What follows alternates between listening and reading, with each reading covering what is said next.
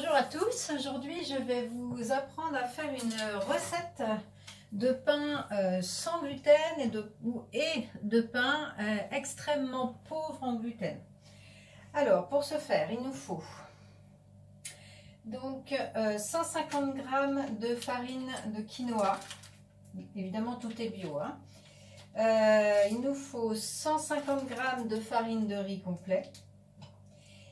Il nous faut 150 g de sarrasin, on trouvera ici, 150 g de... non, pardon, 50 g de manioc.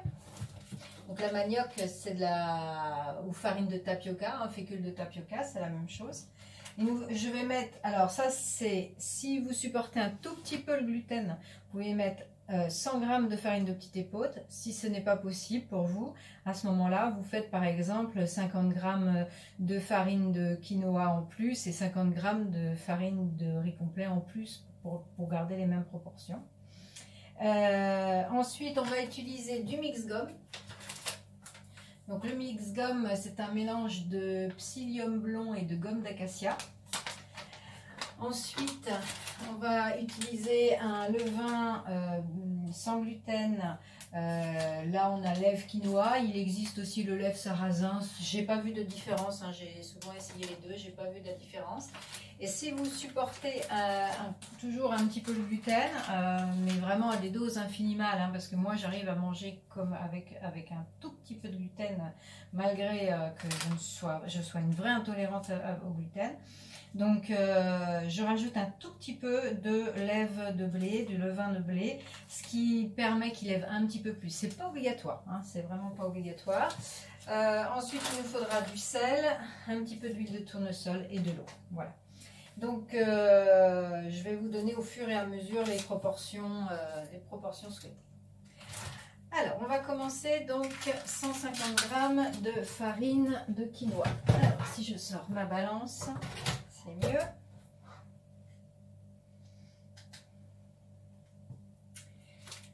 Alors, 150 g de farine de quinoa.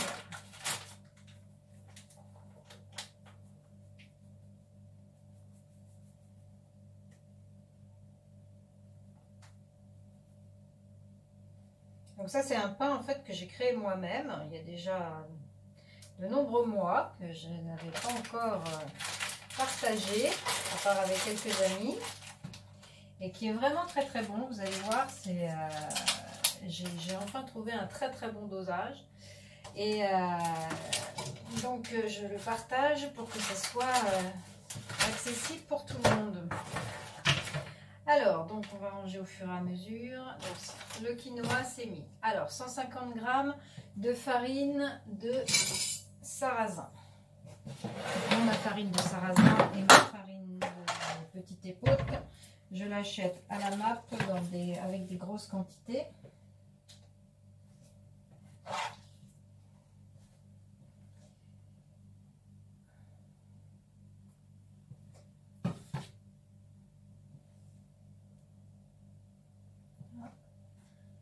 Encore.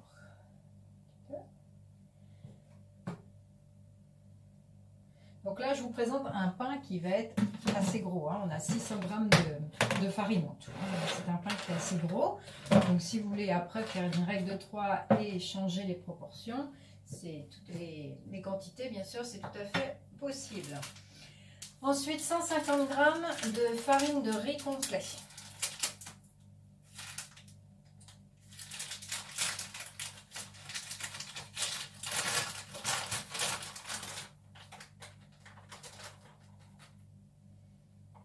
Et c'est un pain aussi qui est très riche en protéines. Grâce au quinoa, le sarrasin en contient aussi beaucoup. Et le riz complet, un petit peu moins, mais il en contient aussi pas mal. Et l'intérêt aussi du riz complet, c'est qu'on trouve du tryptophane. Cet acide aminé essentiel qui est un bon régulateur au niveau de notre humeur, au niveau de notre sommeil.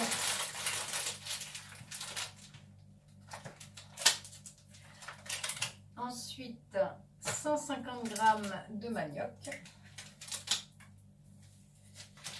Pas 150 grammes, pardon, je vous dis une bêtise. 50 grammes, 50 grammes.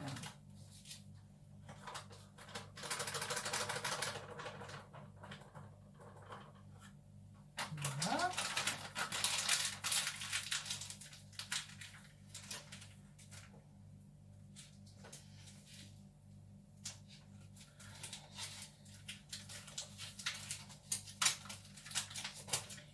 Ensuite, 100 grammes de petit épeautre. Donc, comme je vous ai dit, le petit épeautre, c'est en option, c'est si seulement vous supportez.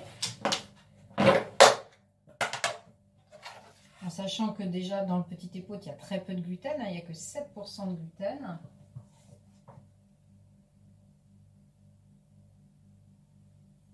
Donc, ça fait un pain qui est très très pauvre en gluten. Mais je ne peux pas considérer, si je mets du petit épeautre, qu'il n'a pas de gluten du tout. Donc après, à vous de tester à la clinique ce que vous supportez ou ce que vous ne supportez pas.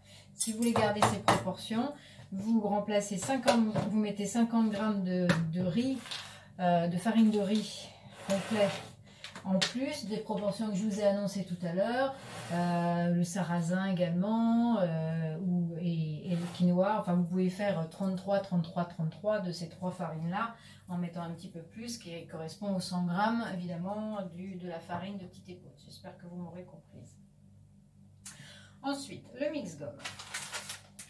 Donc ça, le mix-gomme, c'est indispensable. Enfin, si vous n'en avez pas, ne vous lancez pas dans la fabrication du pain, c'est inutile, puisque vous allez automatiquement le rater. Un pain qui n'a pas de gluten ne peut pas adhérer correctement, n'est pas facilement panifiable, hein, c'est ce qu'on appelle panifiable. Donc il faut surtout ne pas avoir ce produit, hein, le mix-gomme, qu'on trouve en magasin bio, bien sûr. C'est Ma Vie sans gluten qui fait ça, et c'est vraiment quelque chose d'assez magique. On ne le trouve pas partout, hein. Moi je sais qu'il y a des magasins bio où je ne le trouve pas, donc je fais du stock quand j'en trouve. Donc là on va mettre 16 grammes. Donc oui, je sais, c'est précis.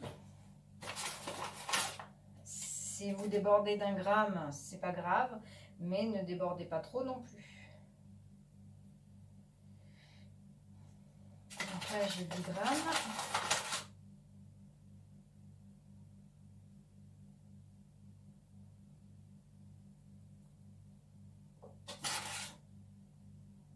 Voilà, 16 grammes, pile.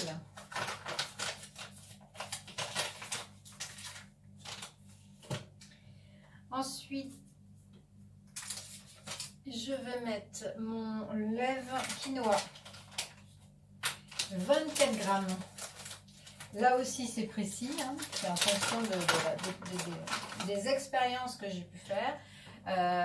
Si vous dépassez un tout petit peu, c'est pas grave, mais pareil, essayez de respecter ce grammage.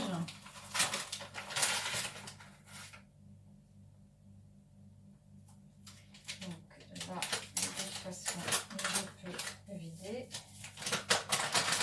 Donc là, j'ai déjà 11 grammes.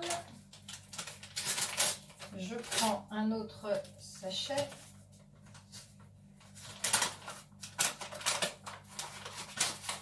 Ces petites cuillères doseuses, c'est très pratique, hein, parce que ça donne déjà une première idée de ce qu'on fait. Voilà, 24 grammes, alors 25, mais ça va, 25 c'est pas grave.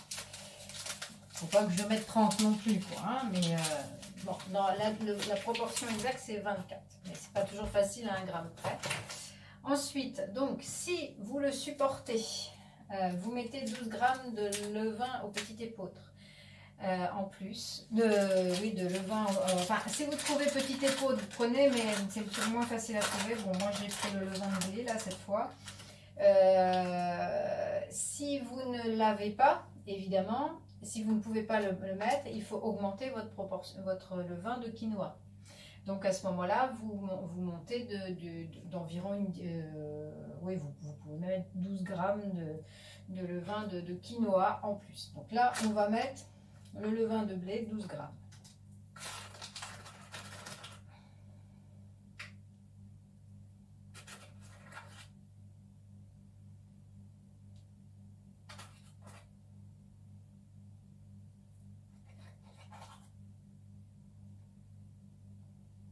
Voilà, 12 grammes. Alors, la chose maintenant très importante. N'oubliez pas cette étape-là, puisque si vous l'oubliez, votre pain ne va pas être réussi. On va mélanger tout ce qui est sec. Il faut, avant de mettre le sel, parce que le sel ne doit jamais être en contact avec le levain, en contact direct. Donc, je mélange tout simplement avec mon fouet à sec mes ingrédients, que ça soit bien homogène. Et ça, c'est vraiment le secret du pain sans gluten, facile à réussir. C'est que les ingrédients secs doivent être bien mélangés avant. C'est pour ça que ce pain-là ne convient pas bien à la machine à pain où on met tout et avec l'eau et tout, et après le mélange se fait. Et c'est ça souvent, je pense, qui crée le problème, parce que moi j'ai tenté de faire du pain sans gluten dans les machines à pain, c'est vraiment pas terrible. Et donc je suis revenue à la bonne manière des mains. Ensuite, donc maintenant que c'est mélangé, on va mettre notre sel. Le sel, là. Donc un sel de Guérande, un sel fin, hein, là. Donc là, on va mettre 9 grammes. Encore une fois, c'est très précis. Il faut mieux que ce soit un chouïa moins salé qu'un chouïa trop salé, parce que sinon, votre pain ne va pas lever.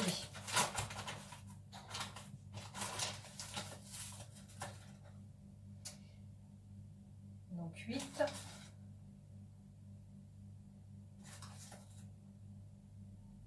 Et 9. Voilà. Donc là, l'autre étape très importante, on remélange. Ces petits détails, je les ai expérimentés à force de rater. Donc, et je déteste jeter la nourriture, bien sûr, comme beaucoup de personnes.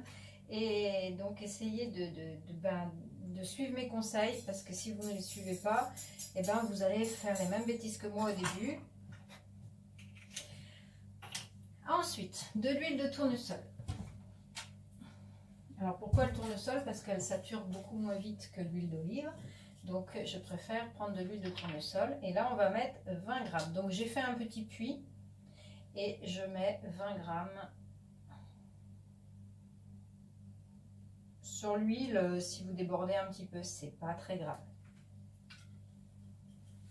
Mais encore une fois, respectez quand même les proportions que je vous donne. Ensuite, on va mettre de l'eau. Alors, on va faire tiédir l'eau. Donc, moi, j'ai une bouilloire qui fait ce travail de température. Donc, tout le monde n'a pas ce système-là.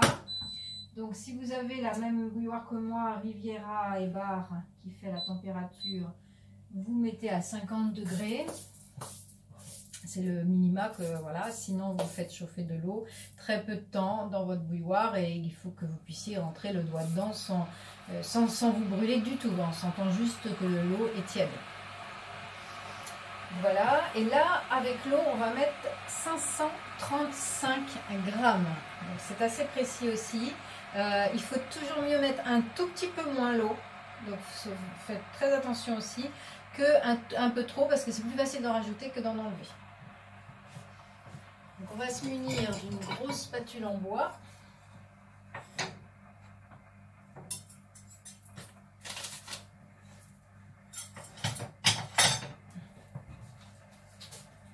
Donc, dès que mon eau est chaude, on va rajouter l'eau. Voilà. Donc tiède, hein. Voilà. Donc 535 on a dit. Donc on y va doucement, surtout à la fin.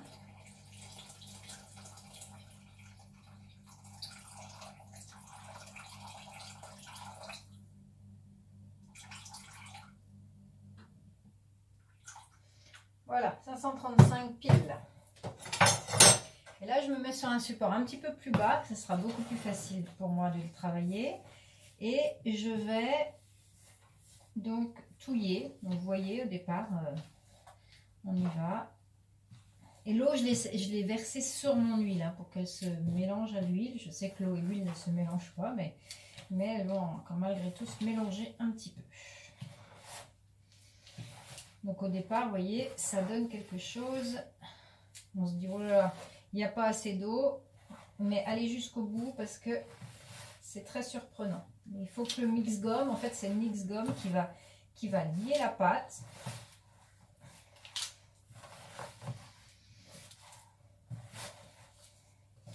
Donc, de toute façon, cette marque Ma Vie Sans Gluten, c'est une marque qui est vraiment très bien. Ils ont de bons produits qui sont bons. Ils travaillent intelligemment. Je pense qu'avec des produits testés.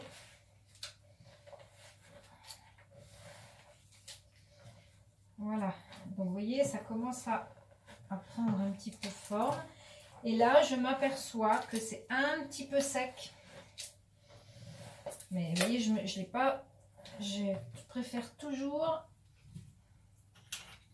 Et là, je vais doser au minima. Donc, je vais remettre un tout petit peu d'eau. C'est très surprenant. Il faut surtout y aller tout doucement si on rajoute de l'eau. Parce qu'on peut facilement rater son pain. C'est facile si on respecte les dosages, les quantités. Donc, il n'y a pas besoin de le pétrir pendant des heures. Il faut juste bien mélanger l'eau au reste des ingrédients qui étaient déjà mélangés. Donc, mais alors, un chouïa d'eau. Hein, vous voyez, on va mettre une demi-cuillère qui fait... C'est une demi... c'est une 7,5, je ne vois pas bien. Attendez, 7,5 ml. Voilà. Donc là, j'ai remis un tout petit peu. Donc, c'est souvent comme ça. Hein. Je mets 535 et je rajoute après vraiment un tout petit peu, un tout petit peu. Je préfère faire comme ça que mettre tout de suite 540 ou 545 parce que j'ai observé que ça ne marchait pas bien. Voilà, donc on va prendre notre petite spatule caoutchouc comme ça pour nous aider. Vous voyez, c'est une pâte très collante qui serait impossible de travailler à la main, tellement elle est collante. Elle va encore changer de texture. Hein. Vous voyez, au fur et à mesure, elle change de texture. Dans quelques minutes, elle aura encore changé de texture. Ça, c'est le mix gomme qui fait ça. Donc, mon pain est quasiment fini de pétrir. Donc, vous voyez, c'est pas très long. Je vais prendre mon moule. Et le temps que j'aille chercher mon moule, eh bien, on aura tout ce qu'il faut.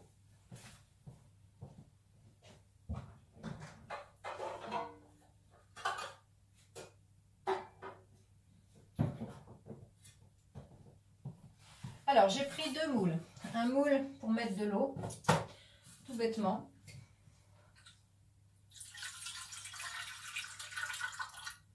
Que je veux mettre dans mon four. Alors, on va arriver à la partie délicate du levage. Il faut que votre four ait la fonction levage. Donc, la fonction levage, c'est quoi? C'est un four qui descend très bas en température. Donc, pour moi, c'est 40 degrés. Je sais qu'il y a des fours qui descendent à 35 degrés. Donc, entre 35 et 40, c'est parfait. Mais surtout pas au-dessus. Donc, vous mettez votre eau pour humidifier. Ça va humidifier votre four en permanence. Ensuite, moi, je réutilise mon papier à chaque fois. Enfin, à chaque fois. Jusqu'à temps qu'il soit cassé, il ne soit plus utilisable. Là, c'est peut-être la dernière fois qu'il sera utilisé. Donc voilà, ma pâte, elle a encore changé. Elle est collante, vous voyez, ça y est, elle commence à vraiment à prendre forme là. Ça me plaît. Donc on va la poser sur la feuille.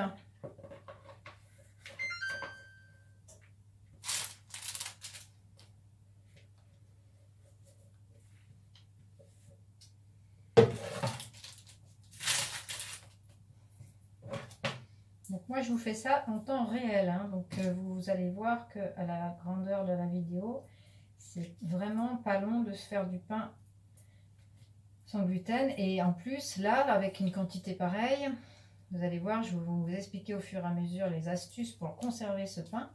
Eh bien, vous allez avoir du pain pour... suivant à combien vous êtes à manger, mais si vous êtes tout seul à manger ce pain, vous allez avoir du pain pour entre 1 semaine et 10 jours. Donc, faire ça une fois par semaine, c'est pas la fin du monde, hein. Je pense que tout le monde est capable de trouver 10 minutes, un quart d'heure dans son emploi du temps pour faire du pain. Alors, donc je prends ma pâte dans mon papier, je vais la mettre dans mon moule. Donc un moule percé, dans l'idéal. Si vous n'en avez pas, c'est faisable dans un moule plus traditionnel. Mais je trouve que le pain est beaucoup mieux cuit dans un moule percé, plus homogène. C'est vraiment plus sympa. Alors c'est un pain, moi je rajoute rarement des graines dedans. J'ai tenté de mettre des graines. Je trouve que sur ce type de pain, c'est pas ce qu'il y a de meilleur. Quand j'en mets, je mets un petit peu de pavot éventuellement. Ça, les petites graines de pavot, les petites graines noires là, c'est assez sympa. Que j'aurais mis avant de mettre l'eau, bien sûr, hein, avec tous les ingrédients secs. Mais franchement, c'est pas indispensable. De toute façon, là, on le fait sans graines. Donc, vous voyez, je l'étale bien dans mon moule. Désolée pour le bruit, mais c'est nécessaire. Voilà. Donc, vous voyez, mon pain arrive à peu près à ce niveau-là de... Oui, c'est ça, à ce niveau-là de mon moule. Et il va lever à peu près, peut-être pas de sa grandeur en totalité, mais pas loin normalement. Voilà, donc je vais le mettre dans mon four à lever. Et si vous n'avez pas cette fonction dans votre four, ce qui est embêtant, hein, je vous le dis tout de suite parce que ça sera beaucoup plus difficile de faire lever votre pain, il faut que vous trouviez un endroit dans votre maison où il fait chaud et humide. Donc ça c'est à vous de trouver un endroit où il fait chaud et humide, mais chaud c'est au moins 25 degrés, hein, 25, ouais, au moins une chaleur de 25 degrés. Sur un radiateur le problème c'est que ça risque de sécher. J'ai pas eu l'expérience de le faire sans ce système de four. Donc à vous de trouver les astuces si vous n'avez pas un four. En tout cas, vous savez que la prochaine fois que vous achetez un four, vous vérifiez qu'il a cette fonction-là, puisque mine de rien, c'est super intéressant d'avoir cette fonction-là. Donc on va maintenant le laisser reposer pendant 2h30 à peu près. 2h, 2h30, des fois 3h, ça dépend. Moi je mets 2h, toujours au minimum 2h. Je regarde là où c'en est et je rajoute en fonction. C'est bizarre parce que même avec les mêmes ingrédients, des fois il lève plus vite, des fois il lève moins vite. Donc ça dépend. Voilà. Donc je vais me mettre un minuteur. On va mettre 2h. Voilà. Et puis maintenant, il n'y a plus qu'à, on peut vaquer à ses occupations et on se retrouve tout à l'heure donc pour regarder au niveau du levage et je vous expliquerai comment on le cuit. À tout à l'heure.